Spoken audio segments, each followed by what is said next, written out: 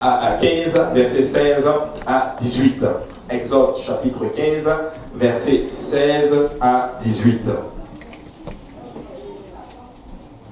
Je m'excuse, c'est quelqu'un d'autre qui devait prêcher. Hein? mais le Seigneur est bon. Amen. Alléluia. La Bible dit, la crainte et la frayeur les surprendront. Par la grandeur de ton bras, ils deviendront muets comme une pierre. Jusqu'à ce que ton peuple soit passé, ô Éternel, jusqu'à ce qu'il soit passé, le peuple que tu as acquis.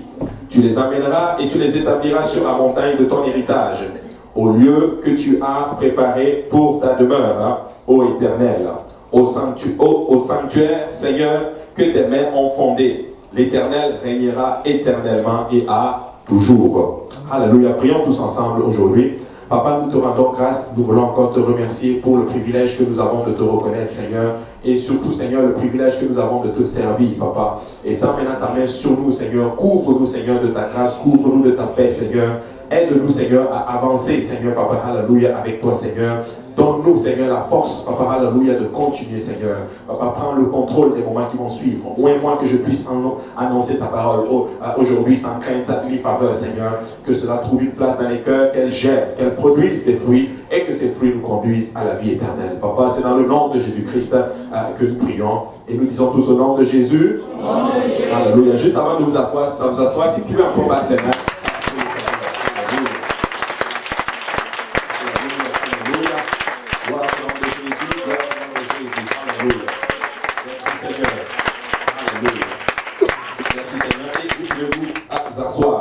Alléluia. Alléluia. Amen. Amen. Alléluia. Et vous pouvez vous asseoir dans la présence du Seigneur. Alors aujourd'hui, avec l'aide du Seigneur, je vais partager entre deux sujets. Et puis, bon, je m'allais dans une autre direction. Mais je crois que le Seigneur a quelque chose pour nous aujourd'hui. Amen. Alléluia. Vous savez, dans tout homme, tout être humain, il y a un sentiment. Il y a souvent ce qu'on appelle le sentiment de l'éternité. Alléluia. Et je vais vous donner quelque chose, et je pense que vous le savez. C'est que tout être vivant est éternel. Amen. Nous sommes éternels. Alléluia. Ce corps n'est pas éternel, mais l'esprit qui habite ce corps est éternel. Alléluia. Les choses visibles sont temporaires, les choses invisibles sont éternelles. Amen. Maintenant, regardez ce que la Bible dit dans Deutéronome chapitre 30, verset 19. La Bible dit ceci: j'en prends aujourd'hui à témoin contre vous le ciel et la terre. J'ai mis devant toi la vie et la mort, la bénédiction et la malédiction.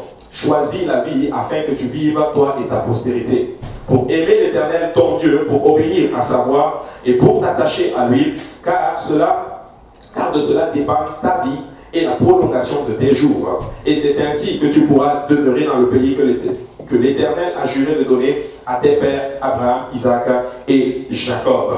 Donc, comme je l'ai mentionné, tout être vivant est éternel. Et nous devons arriver maintenant à cette place et comprendre l'éternité, en d'autres termes. Nous devons comprendre le temporaire, mais aussi l'éternité. Vous savez, Blaise Pascal, qui était un philosophe français au XVIIe siècle, il a écrit quelque chose qui est très, très, très intéressant. Il a dit ceci: il y a un vide en forme de Dieu dans le cœur de chaque homme qui ne peut être rempli par aucune chose qui ait été créée, mais seulement par Dieu, le Créateur qui s'est fait connaître aux hommes par Jésus. Hein? Et c'est un philosophe qui déclare ceci, qu'il y a un vide en tout un chacun de nous qui a la forme de Dieu. Et ce vide, il n'y a que Dieu qui peut le combler. Et des fois, nous essayons de le combler avec d'autres choses. Nous essayons de le combler avec le plaisir. Nous essayons de le combler des fois avec l'argent, avec toutes ces choses du monde. Mais ce vide, il a la forme de Dieu. Seul Dieu peut entrer, en d'autres termes, dans ce vide.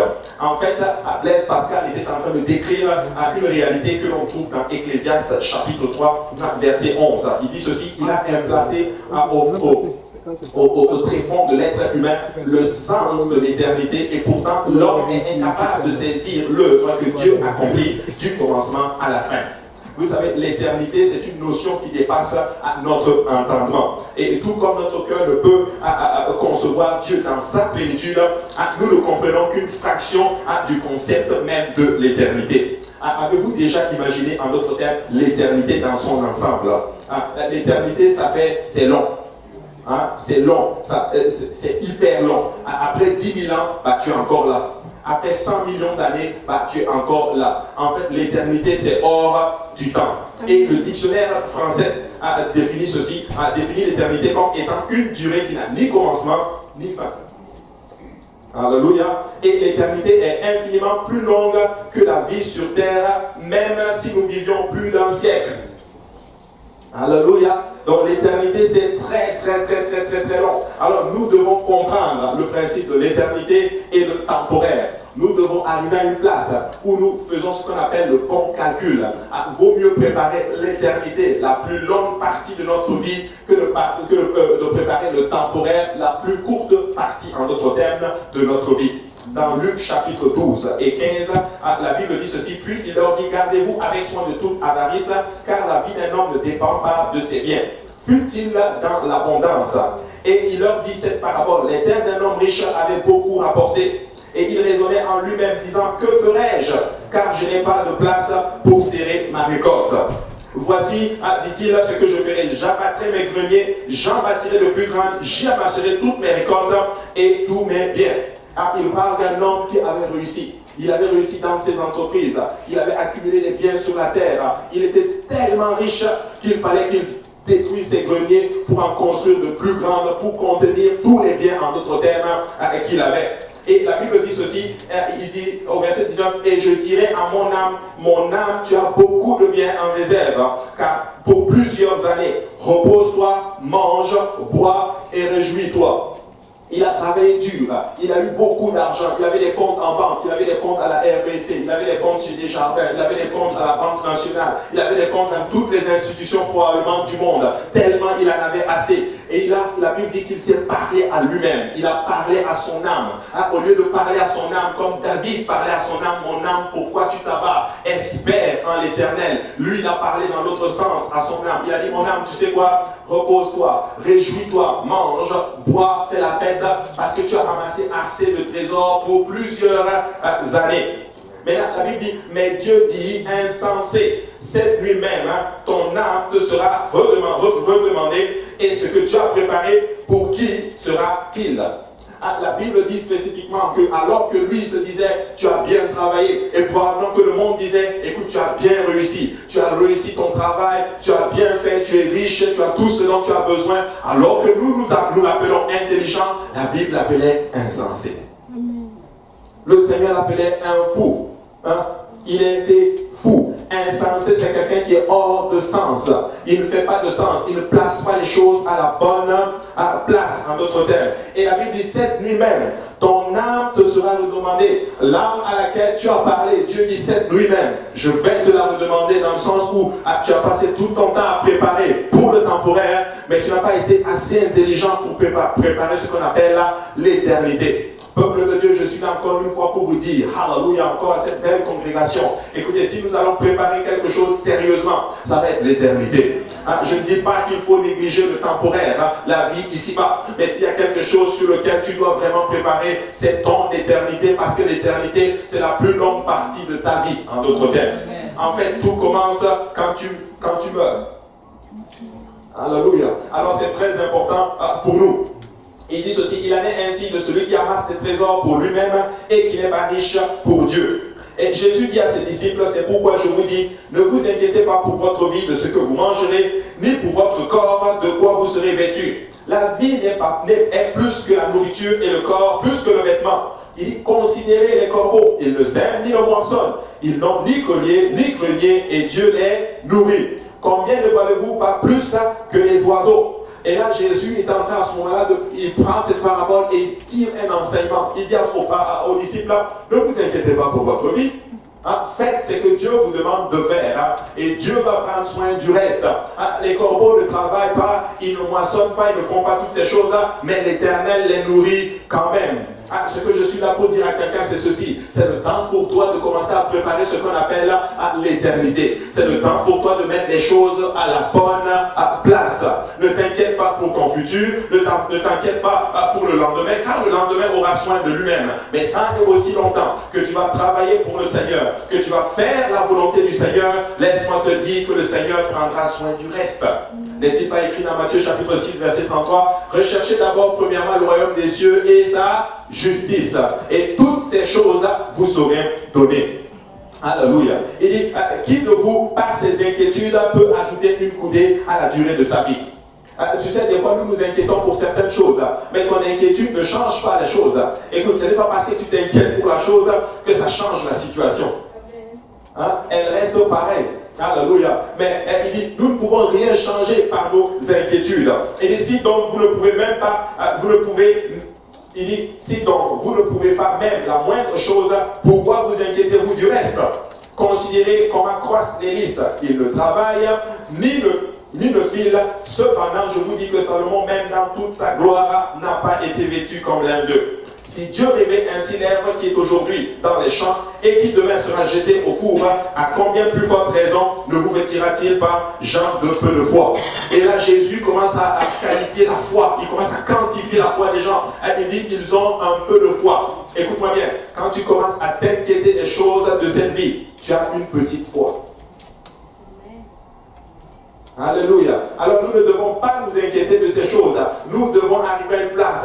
Tout ce qui compte, c'est la volonté de Dieu dans notre vie. Et si nous le faisons, vous pouvez être sûr d'une chose, l'Éternel ne va pas t'abandonner.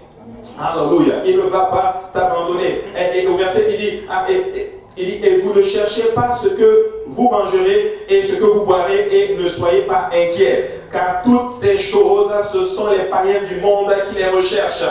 Votre Père sait que vous en avez besoin. Cherchez plutôt le royaume de Dieu et toutes ces choses vous seront données par-dessus. Ne crains point, petit troupeau, car votre Père a trouvé bon de vous donner le royaume. Vendez ce que vous possédez et donnez-le en aumône. Faites-vous des bourses qui ne s'usent point, un trésor inépuisable dans les lieux où les voleurs n'approchent point et où la teigne ne détruit point. Car là où est votre trésor, là aussi sera votre cœur. Que votre rein soit sain et vos lampes allumées. Et vous soyez semblables à des hommes qui attendent que leur maître revienne des noces, afin de lui ouvrir dès qu'il arrivera et frappera. Heureux ces serviteurs que le maître à son arrivée trouvera veillant. Que quelqu'un dise veillant. Veillant. Je vous le dis en vérité, il se scindra, les fera mettre à table et se rapprochera pour les servir. Il est en train de dire que celui-là qui est en train de servir le Seigneur, laisse-moi te dire qu'au dernier jour, c'est le Seigneur lui-même qui viendra te servir, toi en d'autres termes. Mais nous devons arriver à une place, mes frères et sœurs, où nous plaçons en d'autres termes les choses à leur bonne place. Nous ne pouvons pas changer en d'autres termes certaines circonstances dans nos vies. Mais tout ce que nous pouvons faire, c'est de contrôler en d'autres termes notre décision de vivre totalement pour le Seigneur. Jacques chapitre 4 et 14 dit ceci. Vous qui ne savez pas ce qui arrivera demain, car qu'est-ce votre vie? Vous êtes une vapeur qui paraît pour un peu de temps et qui ensuite disparaît. Tu sais, dans peut-être 100 ans, je suis convaincu, si nous restons là encore jusque 100 ans, personne ici ne serait dans cette salle. Amen. Alléluia. La question est celle-ci. Si tu devais rencontrer Jésus ce matin, qu'est-ce que tu vas lui dire? Ma question est celle-ci. Si tu devais monter aujourd'hui au ciel, es-tu sûr, ou du moins si la trompette sonne maintenant, es-tu convaincu à 100% que tu vas rencontrer Jésus? Alléluia. Alors nous devons placer les bonnes choses à leur place. L'éternité d'abord. Le royaume de Dieu d'abord. Vous savez qu'une chose surprenante est arrivée malheureusement chez les chrétiens occidentaux. Et ça c'est vraiment triste. Beaucoup d'entre nous pensent et agissent habituellement comme s'il n'y avait plus d'éternité. Il y a même des chrétiens qui ne croient plus que Jésus-Christ serait de retour. Il y en a qui ne croient même plus que Jésus-Christ s'en vient. Mais peuple de Dieu, je suis là encore pour rappeler en 2019 que Jésus-Christ est en route. Il revient bientôt et il vient pour une église sans tache ni ride. Mon frère, ma soeur, s'il y a un temps, il faut que tu te prépares pour vivre pour le Seigneur. C'est bien le temps dans lequel nous sommes. Ce n'est pas le temps de jouer encore avec la consécration. Ce n'est pas le temps de jouer avec notre relation parce que ça peut arriver à tout moment. Le maître est en route et le maître est en train de chercher les gens qui se préparent à sa rencontre. Alléluia. Et nous agissons comme s'il n'y avait plus d'éternité. Nous ne réalisons pas que nos actions, nos décisions, nos choix, nos pensées, notre vie ici-bas sont un investissement, d'autres termes, pour la vie que nous allons avoir dans l'éternité. Écoute-moi bien, le temps que nous avons ici, ce court laps de temps, c'est pour préparer l'éternité. Tu dois t'amasser des trésors au ciel. Je ne dis plus qu'il faut arriver à une place, on néglige ici ce qui se passe. Mais écoute-moi bien, si tu meurs aujourd'hui, tu entres dans l'éternité. La Bible dit qu'il est réservé à tout homme de mourir une seule fois, après quoi vient le jugement. Mais mon frère, ma soeur, alléluia, si tu vas préparer quelque chose, prépare l'éternité. S'il advenait que la mort frappe à ta porte aujourd'hui, laisse-moi te dire que tu dois être prêt à rencontrer ton Seigneur. Et ton Seigneur doit te donner littéralement cette phrase: bien fait, fidèle serviteur, entre dans la joie de ton maître.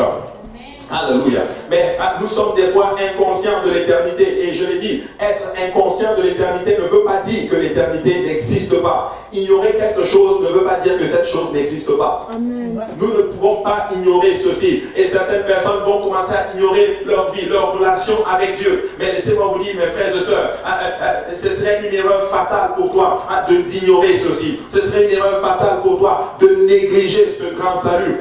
Vous avez vu la prédication du 31 décembre, littéralement. La négligence conduit à la ruine. Mais je vais dire à quelqu'un aujourd'hui, s'il y a quelque chose que nous allons prendre sérieux, c'est notre relation avec le Seigneur. Parce que la trompette peut sonner du jour au lendemain. Des fois, j'ai même l'impression qu'elle va sonner maintenant. Parce que toutes les prophéties qui retiennent le retour de notre Seigneur Jésus-Christ ont déjà été accomplies. Israël est rétabli.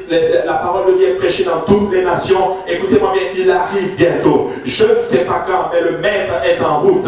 Peuple de Dieu, c'est le temps de nous lever. Si tu étais ici en 2018, monte encore dans ta consécration avec le Seigneur. Sers le Seigneur de tout ton cœur, de toutes tes forces et de toute ton âme. Parce que le Maître revient bientôt.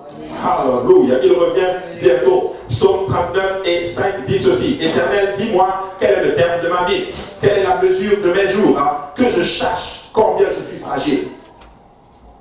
Tu sais, nous ne savons pas. Écoute, si tu vis longtemps, des fois, ici sur cette terre, c'est 90 ans, 95 ans. Rares de personnes atteignent maintenant la centaine d'années. Mais je veux dire ceci à ce beau peuple. Alléluia. Nous ne savons pas combien de jours il nous reste.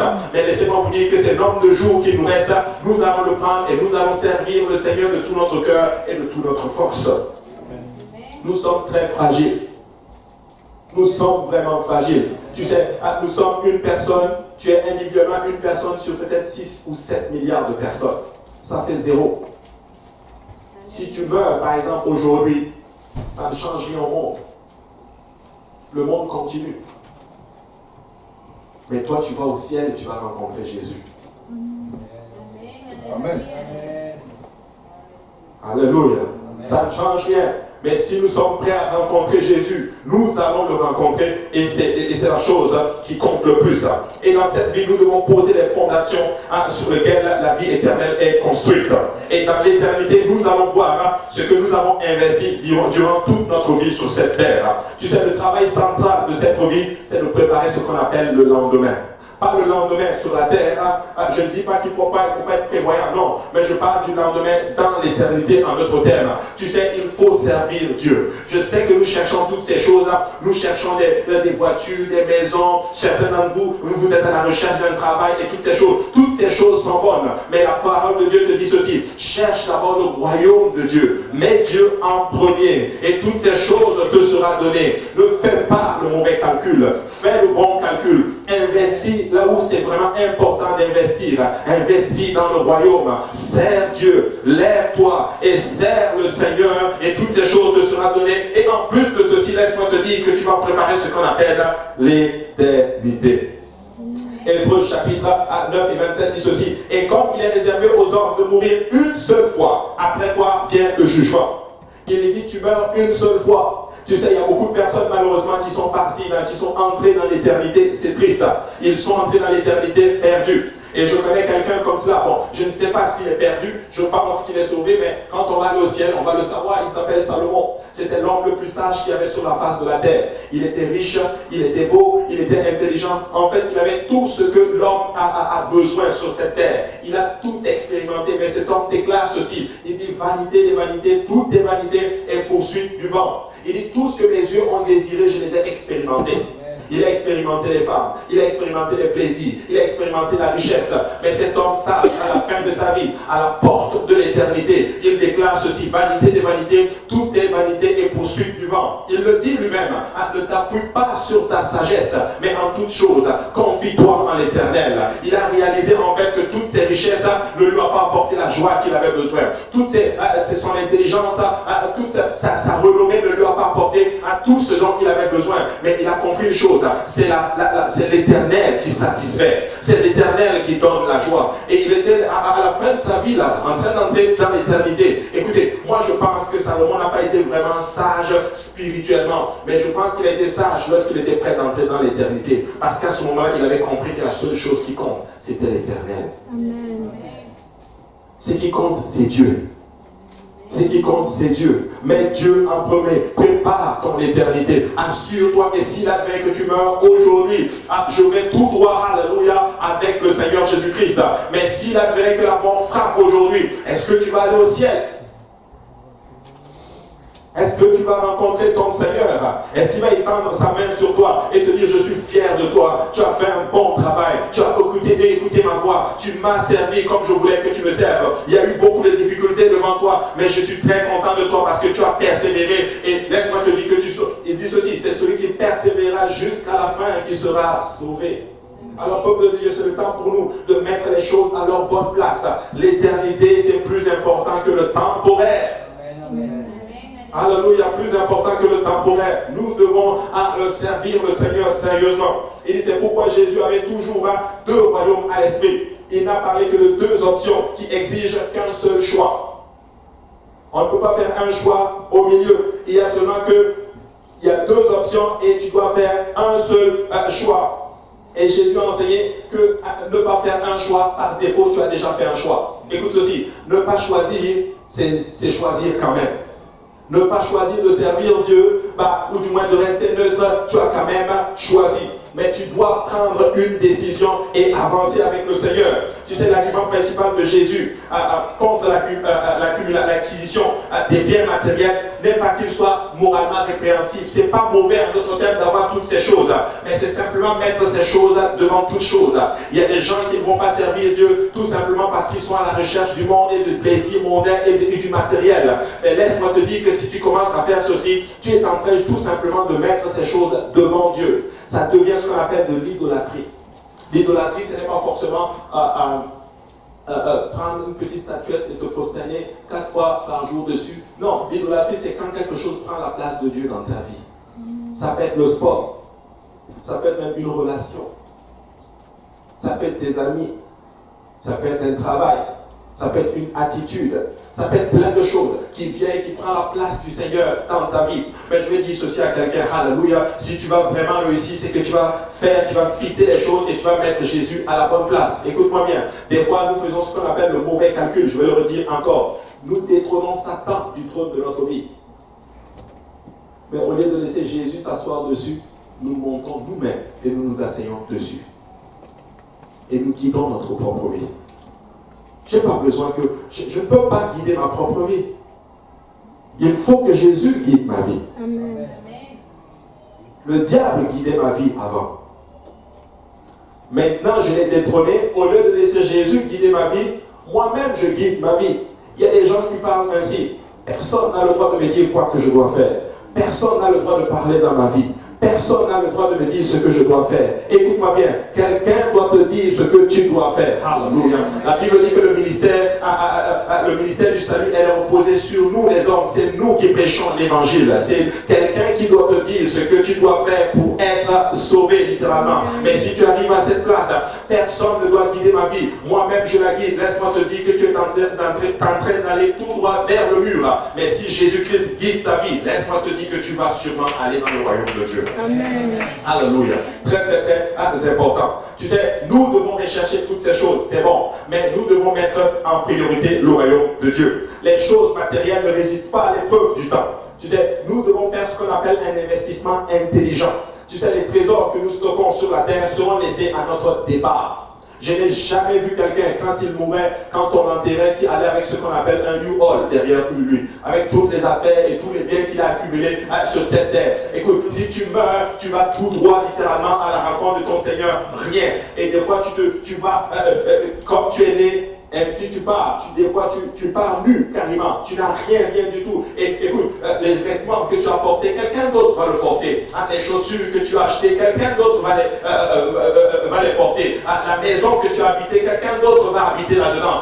Toutes ces choses sont juste passagères. Mais toi, tu es en train d'entrer dans l'éternité. Ton âme est éternelle. Écoutez-moi bien, nous allons tous passer l'éternité, mais quelque part. Amen. Et je déclare dans le nom de Jésus-Christ que nous allons passer l'éternité auprès du Seigneur. Amen. Alléluia. Alors faites un investissement intelligent, littéralement. Ces choses sont temporaires. Vous ne pouvez pas l'emporter avec vous, mais vous pouvez l'envoyer ce qu'on appelle à l'avance. Tu sais, je connais quelqu'un qui va travailler dur dans ce monde. Il ne va même pas venir à l'église. Tu vas lui dire, écoute, je t'invite à l'église. Non, je travaille. Ok, pas de problème. Mais il y a tel service. Non, je travaille. Ok. Il y a tel service. Non, je travaille. Et le jour où il a le temps pour venir au service, son boss va arriver. Écoute, j'ai overtime pour toi. Tu vas travailler une fois et demie. Oh, ok. Tu appelles pasteur. Pasteur, je t'avais dit que j'allais venir à l'église, mais je ne viens plus à l'église finalement parce que je travaille. Mon boss m'a donné overtime. Écoute-moi bien, si nous faisons ceci, ce n'est pas la bonne chose à faire, mes frères et sœurs. Comment ça, tu ne peux pas venir dans la maison du Seigneur? Alléluia. Parce que, écoute, tu as travaillé tout ce temps, tu as eu beaucoup d'argent. Et overtime, tu prends cela encore et tu mets le royaume du Seigneur en notre terme en deuxième position. Nous ne pouvons pas faire ceci, alléluia. C'est Dieu qui nous donne la santé, c'est Dieu qui nous bénit, c'est le Dieu qui nous donne la force. Il doit avoir aussi littéralement du temps. Tourne-toi vers le bord, dis, boss, écoute, c'est dimanche, je dois aller servir l'Éternel. C'est lui qui m'a donné la force. Écoute, dans l'Ancien Testament, il y avait un jour de repos forcé. Ça on appelait ça le sabbat. Et la Bible dit que celui qui ne prenait pas le sabbat, pour Dieu, on devait le tuer. Si on disait maintenant, celui qui ne vient pas à l'église, on va le tuer. Vous pouvez être sûr que le sanctuaire est plein. Hein? Amen.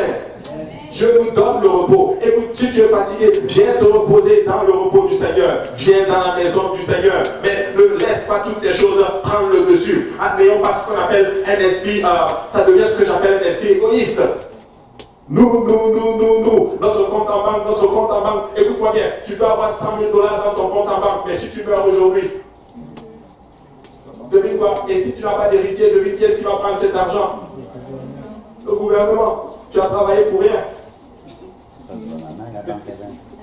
Et devine quoi? Et quand tu rentres dans l'éternité, au lieu d'aller serrer la main de Jésus,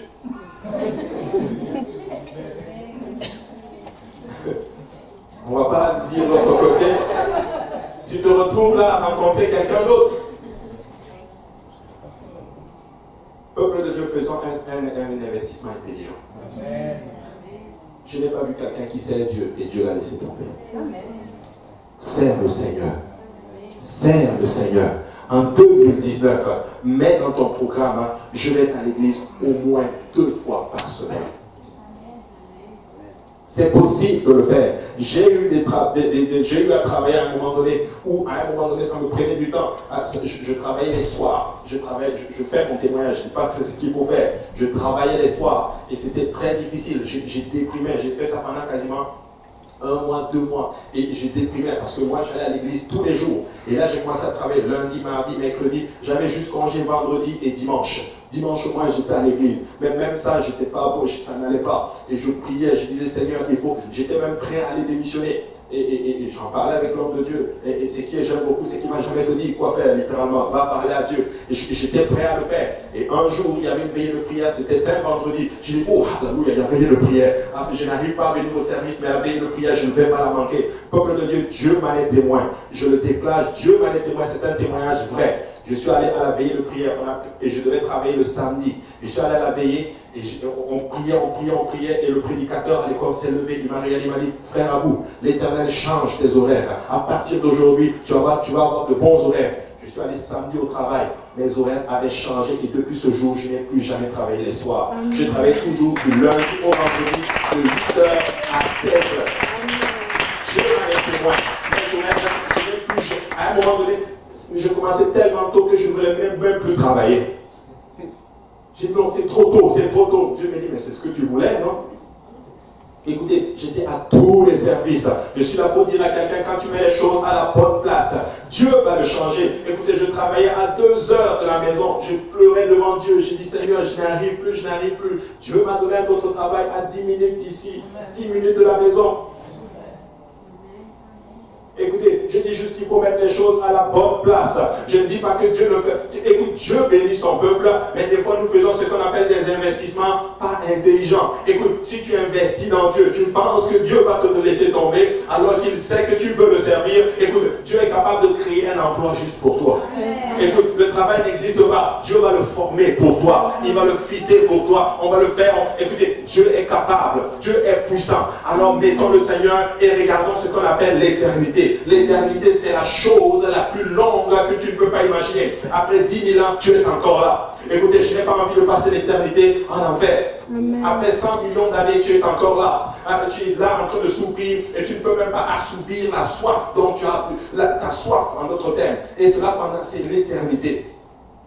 Dieu n'a pas fait l'enfer pour nous les hommes. Dieu l'a fait en d'autres termes pour les anges déchus. Amen. Mais par l'homme, par cette désobéissance, la Bible dit que l'enfer a été élargi.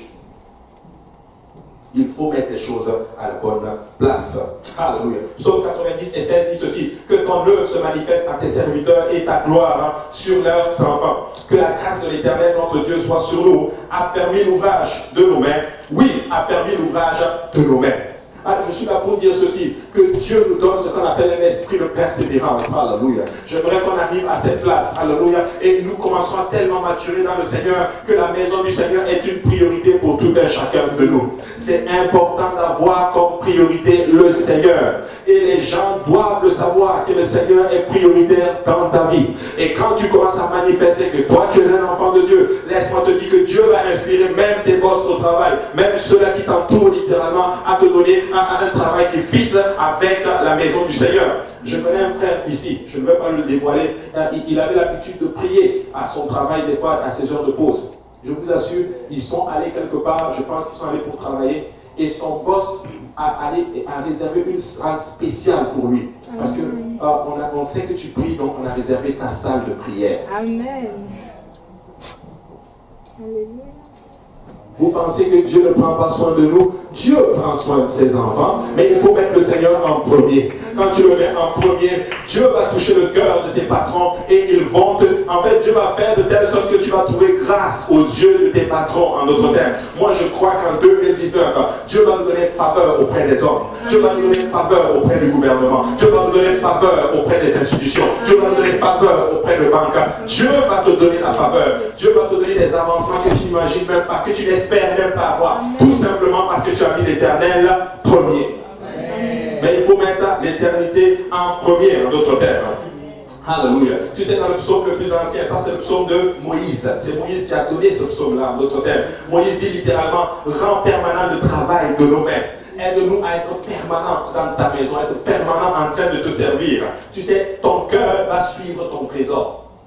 Là où est ton trésor, c'est là que ton cœur est. Si tu mets en d'autres termes dans l'argent, ton cœur sera dans l'argent. Si tu le mets dans le plaisir, ton cœur sera dans les plaisirs. Si tu le mets dans les amitiés, ton cœur sera dans les amitiés. Hey, mais si tu mets, alléluia, ton trésor dans les mains de l'Éternel, ton cœur sera, il sera en d'autres termes aussi. Voilà pourquoi il dit ceci: fais de l'Éternel te délice et te donnera ce que ton cœur désire. Il n'est pas en train de dire que, ok, moi j'aime le Seigneur, aujourd'hui je veux une Ferrari, Dieu va me donner ma Ferrari. Non, écoute, quand tu sers le Seigneur, il va changer les désirs de ton cœur. Les désirs de ton cœur vont fitter avec la volonté du Seigneur et Dieu va te donner en d'autres termes, c'est que lui il désire en fait pour toi. Écoute-moi bien, Dieu des fois ne te donne pas ce que tu veux, il te donne ce dont tu as besoin.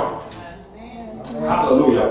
Tu sais, nous devons diriger notre cœur vers le Seigneur. Chaque battement de notre cœur nous rapproche d'un moment de l'éternité. Mais chaque jour, la personne dont le trésor est sur terre s'éloigne de son trésor. Alléluia. Écoute, si ton trésor est sur la terre, chaque jour tu t'éloignes de ceci. Parce que chaque jour, tu te rapproches du jour de ta mort en d'autres termes. Mais là, je ne sais pas quand est-ce que moi je vais partir. Moi, je crois que je vais voir l'enlèvement et vous aussi. Alléluia. Je n'aime pas cette idée d'être sous pied, combien de pieds sous la terre. Alléluia. Je sais que c'est parti. Quoique je sais que je vais aller au ciel. Mais je sais qu'un jour, alléluia, si je vis, c'est vraiment pour ce moment-là où lorsque la trompette va sonner. Alléluia. Si je suis vivant, nous allons monter comme Superman. Alléluia. Dans les airs, à la rencontre de notre Seigneur Jésus-Christ, et ça aura voulu de servir le Seigneur, de souffrir cette tempête de neige. Il fait froid, mais vous êtes dans la maison du Seigneur. Alléluia. Même s'il fait chaud, vous êtes dans la maison du Seigneur. Même si c'est difficile, vous êtes dans la maison du Seigneur. Laisse-moi te dire que quand la trompette va sonner, tu vas monter comme Superman à la rencontre de ton Seigneur. Amen. Mais il faut servir le Seigneur. Il faut le servir. Chaque jour, la personne dont le trésor est sur la terre s'éloigne de son trésor. T'imagines, tu as l'impression que tu en accumules, mais en fait, tu te loignes de cela en fait. Et nous ne le réalisons pas. Écoute, c'est bizarre, les millionnaires, ils en veulent toujours. On a demandé à un riche un jour, tu as déjà des millions. Tu as déjà beaucoup d'argent. Tu as déjà tout eu. Qu'est-ce que tu veux de plus? Savez-vous ce qu'il a répondu? Juste un tout petit peu plus. C'est ce qu'on appelle, on est avide. On en a tout le temps besoin. Mets ta confiance dans le Seigneur. Sers Dieu. Sers Dieu. L'éternité en premier. Martin Luther King a dit ceci dans son cas. Il a dit, dans mon calendrier, il n'y a que 2 jours. Aujourd'hui et ce jour. Notre calendrier doit être ceci.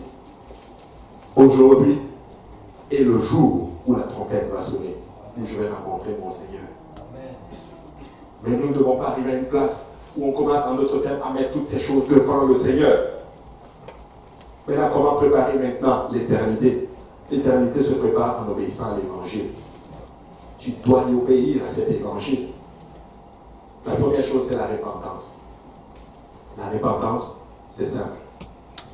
Je laisse tomber tout ce qui ne glorifie pas le Seigneur. Je laisse tomber la vaine façon de vivre. Je mentais, j'arrête de mentir. Je volais, j'arrête de voler. Fornication, j'arrête. Adultère, j'arrête. Tricherie, j'arrête. J'allais en boîte de nuit, j'arrête. Je buvais de l'alcool, j'arrête. En fait, je ne peux pas tous citer tous les péchés. Je désobéissais à Dieu. J'arrête de désobéir à Dieu. Amen. C'est ça la repentance. Nous devons nous repentir. Et si tu vas réussir en 2019, tu vas avoir un cœur repentant. Amen. Il faut apprendre à se repentir. Quand est-ce qu'il faut se repentir, Pasteur Abou? Tous les jours. Amen. Tous les jours, il faut demander pardon au Seigneur. Je faisais l'étude biblique avec mes enfants et Dieu m'a montré quelque chose. Je leur ai enseigné que tu sais, quand tu fais quelque chose de mal, il faut demander pardon. Il faut demander pardon à Dieu. Et il faut demander pardon aussi à papa. Et là, ils étaient en train de jouer quelque part. Et un d'eux a fait une gaffe. Et son frère l'a balancé. Papa, l'autre a fait ceci. Et là, j'arrivais. Bon, sûrement, probablement avec une correction dans la tête. J'arrivais. Et dès qu'il m'a vu, il m'a dit, papa, pardon. Et le Seigneur me dit, l'étude biblique est rentrée dans sa tête. Amen. Il a demandé pardon. Il a obtenu la miséricorde. En passant, Dieu m'avait dit, si tu ne me pardonnes pas toi non plus, si je veux te corriger. Mais qu'est-ce que je suis en train de dire? Si les enfants peuvent comprendre ceci, nous pouvons comprendre ceci. Voilà pourquoi Jésus dit ceci, soyez comme des enfants. Le royaume des cieux est pour ceux qui sont comme des enfants. Tu dois te repentir. Qu'est-ce que ça te coûte de te repentir? Pas devant moi, mais à Jésus, parce que c'est contre Jésus que nous avons péché. Qui ici a déjà péché? Tous. Nous avons tous péché. Donc, nous devons tous demander pardon à Jésus. C'est ça la repentance. C'est la première étape de la repentance. Après cela vient ce qu'on appelle La repentance, c'est quoi? On fait volte de face. La repentance, Seigneur, pardonne-moi. Alléluia, je pleure à l'autel, mais quand je sors, je vais refaire la même chose. Ça, c'est ce qu'on appelle des fausses repentances. Amen. Il y en a qui vont venir à l'autel, ils vont pleurer. Le prédicateur va venir, il va les prendre dans ses bras, il va imposer la main. Mais dès qu'ils sortent, ils vont lui faire la même chose. C'est de la fausse repentance. Et ça, ce n'est pas bon. Tu sais, si tu viens à l'autel pleurant, c'est pour que Dieu enlève cette chose qui t'éloigne de lui. Je n'ai pas envie de retourner et faire les mêmes choses que je faisais dans le temps. Il faut se repentir. Tu demandes pardon et tu abandonnes. Amen. Il y avait cette jeune fille qui pleurait à l'autel. Elle pleure. Et c'était vraiment une repentance extraordinaire. Elle pleure. Et le prédicateur dit, wow, elle est vraiment repentante. Il va, il impose la main, il prie pour elle, il lui donne un peu d'amour, il le prend dans ses bras. Il dit, ma fille, ça va aller. Mais pourquoi tu pleures vraiment? Je sais que ce que tu as fait a dû beaucoup t'affecter. Elle dit, mais moi je pleurais pas, je pleurais juste parce que mon copain vient juste de me laisser tomber. Vraiment, franchement, c'était ce qu'on appelle la fausse repentance. Mais si tu te répands, tu vas abandonner ces choses. Amen. Alléluia. Amen. Je connais un frère qui sert le Seigneur, qui est même pasteur aujourd'hui. Quand il est venu à Dieu, il avait une copine. Quand la parole de Dieu l'a touché, il est allé rompre avec sa copine. Le même jour.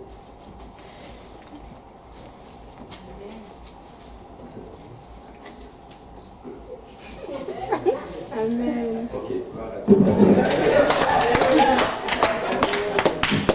Alléluia, je suis en train de mettre ma main sur quelque chose, n'est-ce pas? Amen. Il faut le faire. Maintenant, qui veut se repentir? Qui veut être droit devant le Seigneur? Amen. Tu veux être droit devant le Seigneur. Tu ne veux pas que ça, là, tu ne veux pas que ça te tienne. Il est allé rompre. Amen. Vous savez pourquoi? Parce qu'il voulait tellement faire la volonté du Seigneur. Amen. Et vous savez quoi? Ce frère est marié aujourd'hui. Laissez-moi dire qu'il a un beau mariage. Il a de beaux enfants. Alléluia. Et il est le pasteur des jeunes, c'est le pasteur Lionel. Amen. Amen. Tu sais, des fois, ça prend de prendre une décision. Écoute, tu ne peux pas dire, ok, je veux vraiment servir Dieu, mais tu as un pied dans là. Ce n'est pas de la repentance. Tu es en train d'entretenir, en d'autres termes, ton péché. Mais si tu t'élèves et que tu tournes vers le diable en disant, ok, bye bye, c'est fini, je vais servir le Seigneur, tu te tournes et tu commences à avancer vers le Seigneur. Et des gens qui prennent des décisions comme ça, l'Éternel ne les laisse pas. Dieu a un grand projet pour toi et le diable veut utiliser en d'autres termes toutes ces choses qui sont autour de toi, toutes ces influences pour t'empêcher en d'autres termes d'entrer dans la promesse de l'Éternel. Mais je suis là pour te dire, alléluia, si tu vas voir la promesse de l'Éternel, tu vas devoir te séparer de ton Lot. Amen. Tu sais, avant qu'Abraham ne voie la promesse de l'Éternel, il fallait qu'il se sépare de Lot. La Bible déclare que quand Lot a levé, Lot est parti. Dieu dit à Abraham, lève-toi et regarde le pays. Regarde toute cette contrée. Je la donnerai à toi et à toute ta postérité. Écoute-moi bien, si tu vas voir la promesse de l'Éternel, quelqu'un doit laisser tomber son Lot. Ton Lot, ça peut être une relation. Ton Lot, ça peut probablement être une attitude. Ton Lot, ça peut être une situation dans ta vie que Dieu t'appelle à laisser. Et tu sais que Dieu est en train de t'appeler à le laisser, mais tu tergiverses. Écoute-moi bien, si tu ne la laisses pas, tu ne vas pas voir, en d'autres termes, ta promesse. Je ne suis pas en train de prêcher mal dans ta vie, mais je suis en train de prêcher parce que je t'aime beaucoup et écoute, je suis un pasteur qui t'aime assez pour te dire la vérité. Amen. Moi, mon credo, c'est ceci. Pasteur, si tu vois un vice dans ma vie qui ne glorifie pas l'Éternel, aime-moi assez pour me le dire. Amen. Et tu dois te repentir. Amen. Et tu dois faire un demi-tour et servir le Seigneur. Amen. Je ne sais pas à qui je parle, je sais que je parle à quelqu'un. Je sais que je parle à quelqu'un. Et je sais parce que l'Éternel a de grandes choses pour toi. Il a de grandes choses. Après la repentance, vient le baptême au nom de Jésus-Christ. Le baptême, c'est pour le pardon de nos péchés. Quand tu te répands, il prend soin de tes péchés présents. Mais qu'en est-il des péchés passés? Le baptême va laver tous tes péchés. Voilà pourquoi nous prêchons le baptême tout le temps. Au nom de Jésus, soyez baptisés au nom de Jésus. Tu sais, tu as tout. Nous avons tout. Nous avons des habits de rechange, nous avons des serviettes, nous avons des sèche-cheveux. En passant le pasteur de manière à ce qu'on mette de la lotion. La lotion y est. Amen. Amen. Nous avons tout ce dont tu as besoin. Mais tu dois entrer dans ces eaux dans le nom de Jésus-Christ. Tu sais, ça prend juste ton obéissance. Si je pouvais vous baptiser de force au nom de Jésus pour que vous puissiez être sauvés, je l'aurais fait. Il y a des dénominations qui baptisent même les morts. Ce n'est pas biblique. Mais vous savez pourquoi ils le font? Parce qu'ils ont compris l'importance du baptême. Ils baptisent leurs grands-parents qui sont morts depuis longtemps. Je ne sais pas comment ils le font. Je ne veux juste pas parler de cette dénomination-là, mais pourquoi j'en parle, c'est juste pour montrer qu'ils ont compris l'importance du baptême. C'est tellement important qu'ils se disent, et si on l'étendait au monde? Et vous qui êtes vivants, vous avez besoin du baptême au nom de Jésus-Christ. Parce que quand tu es baptisé au nom de Jésus-Christ, il te lave complètement de tous tes péchés. Quand on invoque le nom de Jésus-Christ sur toi, tu appartiens désormais à Jésus. En d'autres termes, c'est un moyen que le Seigneur dit, à partir d'aujourd'hui, tu es à moi. À partir d'aujourd'hui, tu es dans mon sein, en d'autres termes. Et quand le royaume de Dieu, la trompette va sonner, tous ceux-là qui vont faire partie du royaume de Dieu, ça va être des gens qui portent le nom de l'Éternel. Tu dois être baptisé au nom de Jésus-Christ. Alléluia. Maintenant, comment on fait le baptême? Elle se fait par immersion. Nous allons te plonger dans ces eaux. Nous n'avons pas un bol, nous avons beaucoup d'eau pour que ton corps puisse être enseveli totalement avec le Seigneur. Le baptême symbolise notre ensevelissement avec le Seigneur. Quand tu es baptisé au nom de Jésus-Christ, c'est comme si tu étais enterré avec Jésus-Christ. Troisième étape vient ce qu'on appelle le baptême du Saint-Esprit. Le baptême du Saint-Esprit, c'est une réalité. La Bible dit que quand tu reçois l'Esprit du Seigneur, tu vas parler en d'autres langues. C'est réel. C'est réel. Écoutez, c'était quoi? 25 personnes qui ont reçu le don du Saint-Esprit en 2018. Moi, je crois qu'en 2019, nous allons avoir plus de personnes qui vont être remplies du Saint-Esprit. Tu sais, si tu es là aujourd'hui et que tu n'as jamais parlé en d'autres langues, c'est possible. Tu peux parler en d'autres langues selon que l'Esprit du Seigneur te donne de t'exprimer. Je l'ai expérimenté. Beaucoup de personnes l'ont expérimenté. Et tu peux aussi l'expérimenter aujourd'hui, ce matin. Alléluia. Et ça ne prend juste que ton obéissance. Il faut juste obéir à Dieu. Et quand tu obéis, laisse-moi te dire que Dieu fait son travail. Écoute-moi bien. Des fois, nous voulons que Dieu agisse dans notre vie. Mais nous ne voulons pas obéir aux conditions qui vont nous amener à ce que Dieu performe ce dont nous avons besoin dans notre vie. Si tu obéis à Dieu, tu peux être sûr d'une chose. L'Éternel va accomplir tout ce qu'il a dit dans ta vie. Il y a beaucoup de personnes qui viennent et nous prions pour eux pour qu'ils reçoivent le don du Saint-Esprit. Et voici des fois j'observe et je vais en réenseigner un jour là-dessus. Premièrement, quand ils arrivent, ils n'ont pas une attitude de repentance. Avant de recevoir le don du Saint-Esprit, il faut se repentir. Il faut demander pardon au Seigneur. Mais la repentance, ce n'est pas juste des mots que tu sors. Oui, tu parles à Dieu, mais c'est d'abord mental. Il faut que tu aies déjà pris cette décision de servir le Seigneur. Et quand tu prends cette décision de servir le Seigneur, lève les mains, tu commences à louer le Seigneur. Et quand tu commences à louer le Seigneur, ta langue va commencer à balbutier. La Bible dit littéralement que quand un peuple aux lèvres balbutiantes, à la langue tremblante, l'Éternel parlera à ce peuple. Ta langue va commencer à balbutier. Et à un moment donné, cette langue va commencer à sortir.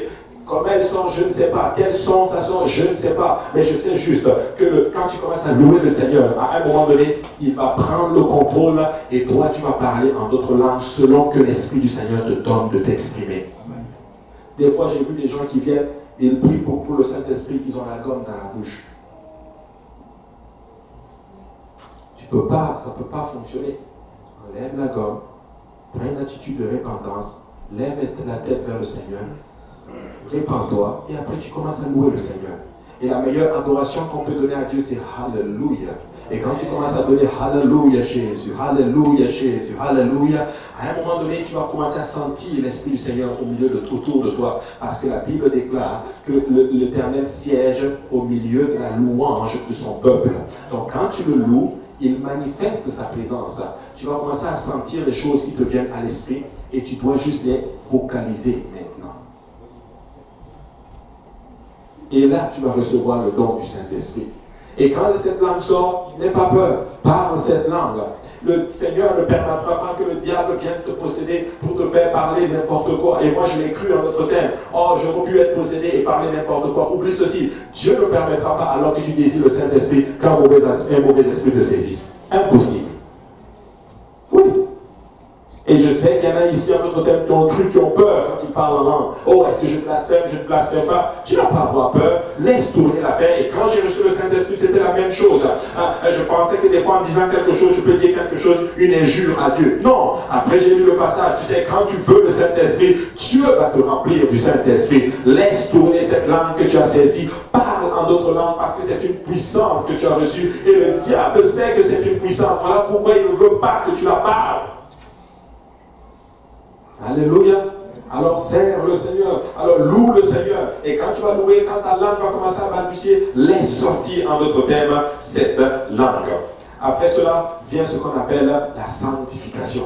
Après le baptême du Saint-Esprit, tu dois persévérer dans le Seigneur. Tu sais, nous avons baptisé beaucoup de personnes au nom de Jésus-Christ. Écoutez, j'ai vu le bilan. Il y en avait combien? 76. 76 personnes. Donc si ces 75 personnes étaient tous là, nous avons 76 personnes de plus. Mais vous savez quoi? Ils n'ont pas persévéré dans le Seigneur. Il faut persévérer dans le Seigneur. Et alors que tu persévères pour le Seigneur, tu es en train de préparer ce qu'on appelle l'éternité. L'éternité. Alléluia. Lèvons-nous tous ensemble, j'ai fini. Tu sais, le salut nous est acquis gratuitement par le sacrifice de notre Seigneur à Jésus-Christ. Mais vous savez quoi? Nous allons comparaître devant le tribunal de Christ et c'est lui qui va nous récompenser pour notre service et notre obéissance durant notre vie sur la terre. Regardez ce que la Bible dit dans 2 Corinthiens chapitre 5 verset 9. La Bible dit, c'est pour cela aussi que nous nous efforçons de lui être agréable, soit que nous demeurions dans ce corps, soit que nous le quittions. Car il nous faut tous comparaître devant le tribunal de Christ, afin que chacun reçoive selon le bien ou le mal qu'il aura fait étant dans son corps.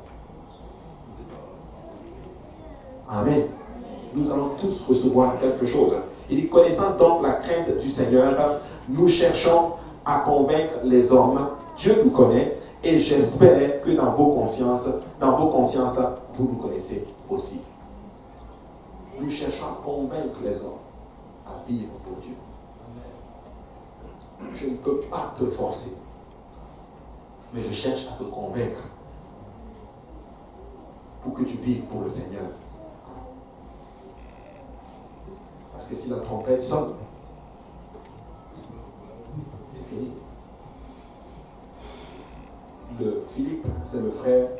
Est-ce que tu me permets de parler? Philippe, c'est le frère de la sœur Clémence. J'ai eu à faire une étude biblique avec lui à la maison.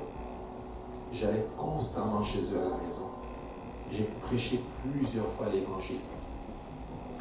Je faisais l'étude biblique, je m'arrangeais toujours de parler de l'évangile. Il faut que tu te prépares. Il faut que tu sois baptisé au nom de Jésus. Il a obéi. Un jour, il est venu à l'église et je l'ai baptisé ici au nom de Jésus. Et après, bon, je ne sais pas s'il servait le Seigneur, je pense qu'il était parti à Québec. Mais récemment, hier, ma femme me disait, je pense que Clémence a confirmé, il est allé déposer une de ses sœurs au travail. Et en rentrant, la voiture a glissé et il allait cogner la voiture de déneigement. En ce moment, il est à l'hôpital, il est complètement paralysé.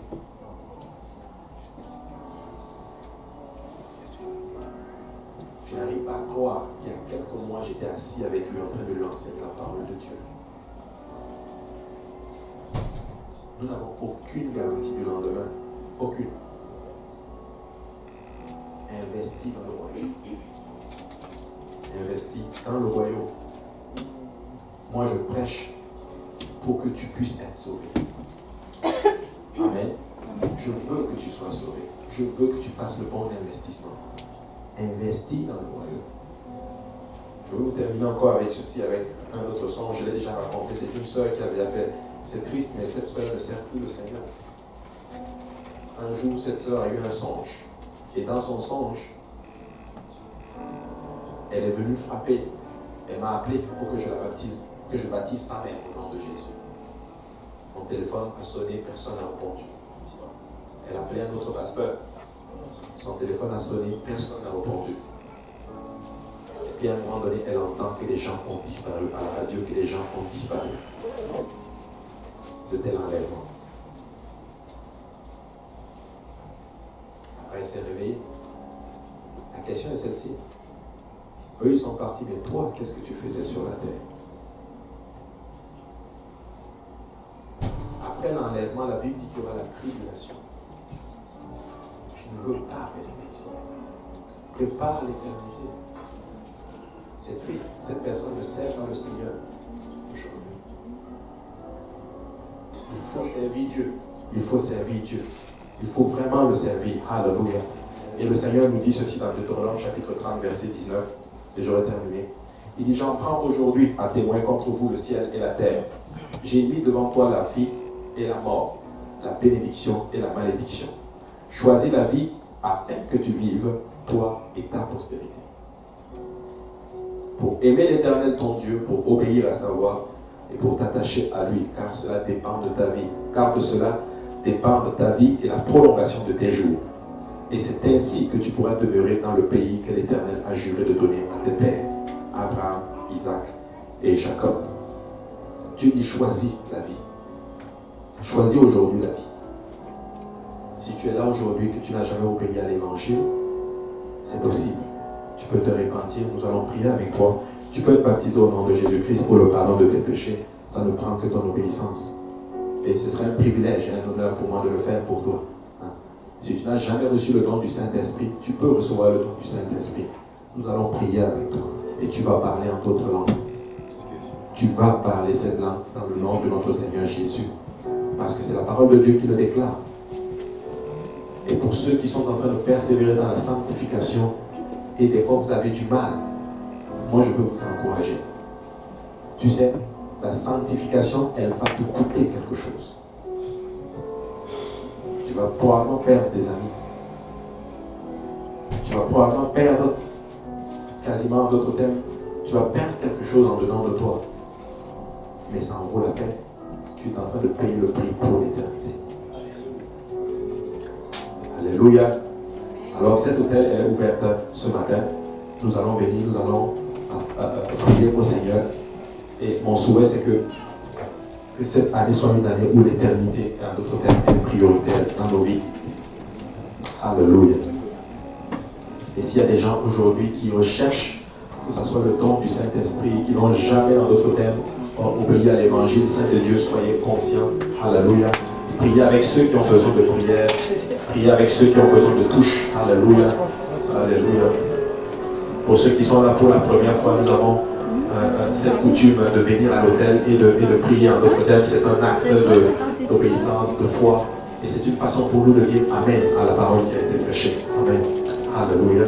Alors, peuple de Dieu, nous pouvons prier ce matin. Nous pouvons parler à Dieu. Alléluia.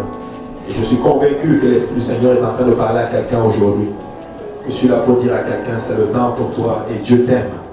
Dieu t'aime. Voilà pourquoi il permet que cette parole sorte afin que tu mettes les choses à la bonne place.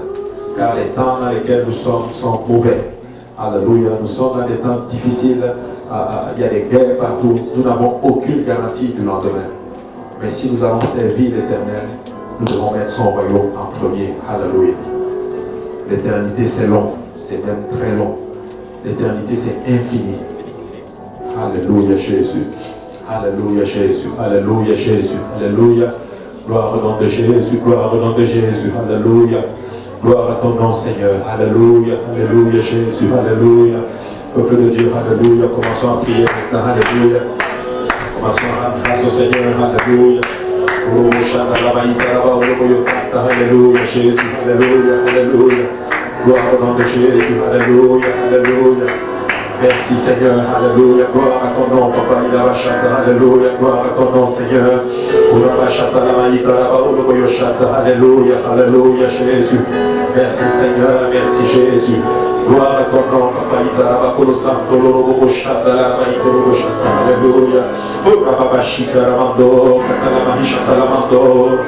gloire à ton nom Seigneur, alléluia. Aujourd'hui, alléluia, c'est le jour du salut, alléluia. Si tu entends sa voix, ne durcis pas ton cœur, mon frère et ma soeur, alléluia. Car l'Éternel, en ce moment, alléluia, est en train de parler à ton cœur, alléluia. Il frappe en ce moment à la porte de ton cœur, alléluia. Et si tu ouvres, il va entrer, il va souper avec toi, alléluia. Alléluia, Jésus, alléluia. Gloire à ton nom, Seigneur. Gloire à ton nom, Papa. Alléluia. Gloire à ton nom, Seigneur. Alléluia.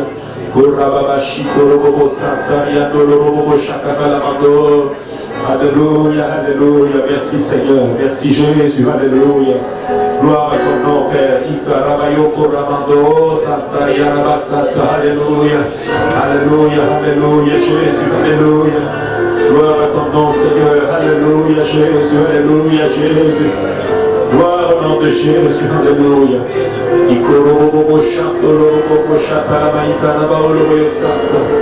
Gloire au nom de Jésus. Gloire au nom de Jésus. Gloire au nom de Jésus. À toi est la gloire, Seigneur. Alléluia, Seigneur. Alléluia, alléluia. Béni soit le nom de Jésus. Béni soit le nom de Jésus. Si vous êtes là aujourd'hui, alléluia, que vous n'avez jamais obéi à l'évangile, laissez-moi vous dire, alléluia, que c'est votre jour aujourd'hui. Alléluia. Tu peux obéir à l'évangile. Alléluia. Tu peux te repentir, tu peux être baptisé ce matin. Alléluia. Et l'Esprit du Seigneur peut te remplir. Alléluia. Et tu vas parler en d'autres langues, selon que l'Esprit du Seigneur te donne de t'exprimer. Ça ne prend que ton obéissance, mon frère, ma soeur. Alléluia, Jésus. Alléluia.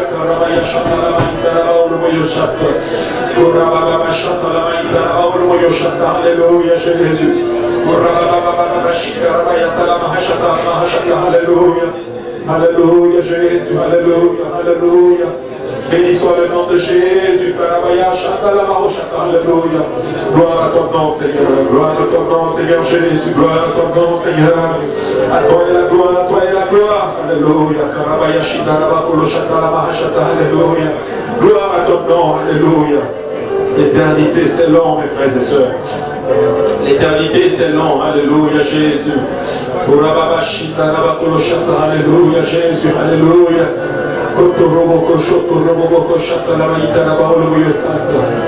Gloire au nom de Jésus, gloire au nom de Jésus. Alléluia, alléluia, papa. Alléluia.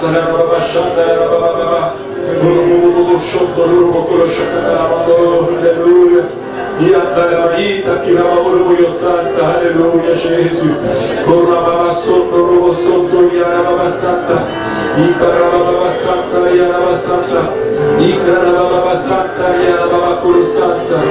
Gloire au nom de Jésus. Gloire au nom de Jésus. Alléluia, alléluia, alléluia.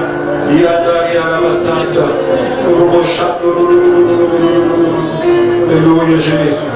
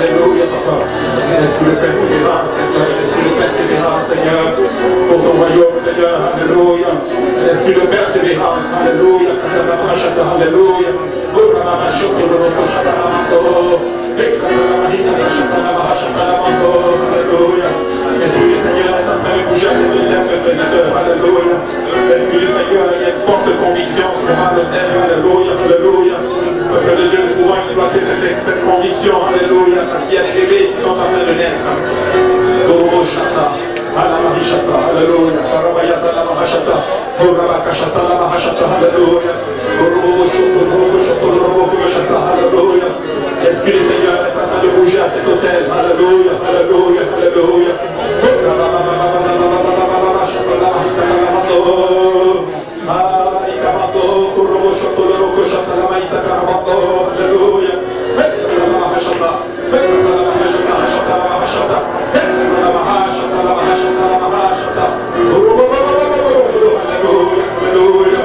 L'esprit de persévérance, Seigneur, l'esprit de persévérance sur ton peuple, l'esprit de force et de puissance, alléluia. Alléluia. Alléluia, Seigneur, accorde notre part, alléluia, soin de l'éternité.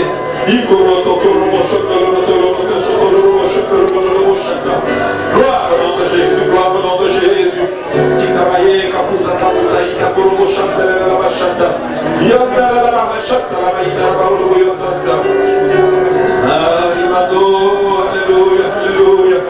Alléluia, alléluia, Jésus, alléluia, Jésus. Gloire au nom de Jésus, gloire au nom de Jésus, gloire au nom de Jésus. Gloire à ton nom, Seigneur, alléluia. Alléluia. Merci, Seigneur Jésus. Merci, Seigneur. L'Esprit du Seigneur est vraiment dans cet hôtel aujourd'hui, alléluia. Si vous êtes là, alléluia, que vous n'avez jamais oublié l'évangile, laissez-moi vous dire que c'est votre jour aujourd'hui. Vous n'avez aucune garantie du lendemain, mon frère, ma soeur. Vous n'avez aucune garantie du lendemain. Tu peux obéir, alléluia. Tu peux être baptisé au nom de Jésus-Christ pour le pardon de tes péchés. Et l'Éternel entamera une nouvelle aventure avec toi. Alléluia. Ça ne prend que ton obéissance. Ça ne prend que ton obéissance. Alléluia. Le Seigneur t'aime et il ne t'a pas abandonné. Le Seigneur t'aime et il ne t'a pas abandonné. Alléluia. Alléluia. Merci Seigneur. Gloire au nom de Jésus. Alléluia.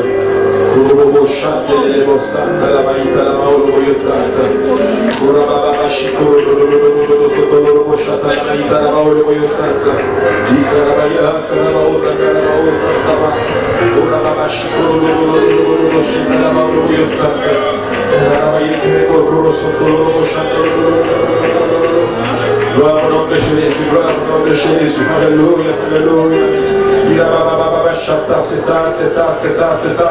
C'est ça, Christine, c'est ça, alléluia. L'Esprit du Seigneur est en train de bouger, alléluia. Il y a une personne qui est en train de crier pour le Saint-Esprit, alléluia.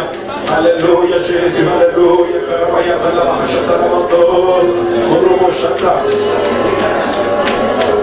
Alléluia, Jésus, alléluia. C'est ça, alléluia, alléluia.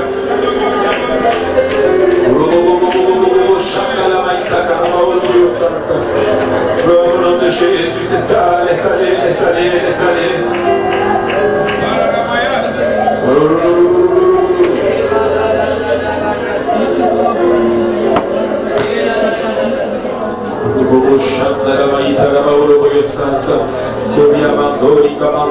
Alléluia, Jésus, alléluia.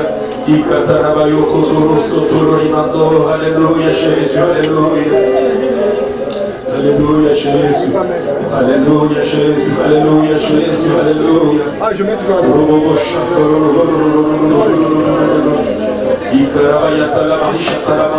Alléluia, Jésus. Alléluia. Alléluia, Jésus. À toi est la gloire, Seigneur. À toi est la gloire, Jésus.